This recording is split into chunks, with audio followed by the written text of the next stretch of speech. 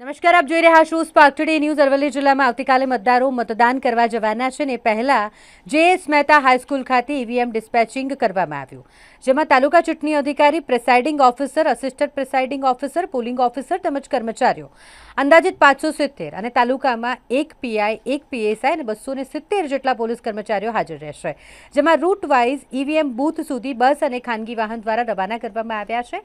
આ ચૂંટણી સામગ્રી તમામ બૂથ સુધી પહોંચાડવાની એટલે કે ડિસ્પેચ કરવાની કામગીરી કરવામાં આવી છે। તાલુકા પંચાયત જિલ્લા પંચાયત સામાન્ય ચૂંટણી 2026 અંતર્ગત આવતીકાલે 26મી એપ્રિલે ધનસુરા તાલુકાના કુલ 111 બૂથો પર સવારે 7 કલાકેથી સાંજના 6 કલાક સુધી મતદાન યોજાવા જઈ રહેલ છે। ત્યારે આજરોજ તે JS મહેતા સંકુલ ખાતેથી તમામ પ્રિસાઇડિંગ ઓફિસર અને પોલિંગ સ્ટાફ સહિત કુલ 550 કર્મચારીશ્રીઓને ડિસ્પેચિંગ કરવાની કામગીરી કરવામાં આવી, જેમાં કુલ 193 જેટલા ઈવીએમ મશીન રવાના કરવામાં આવે છે અને અત્રેના તાલુકામાં કુલ 13 તાલુકા પંચાયતની બેઠકો અને જિલ્લા પંચાયતની 4 બેઠકો પર આવતીકાલે કુલ 111 બૂથો પર ચૂંટણી યોજાશે।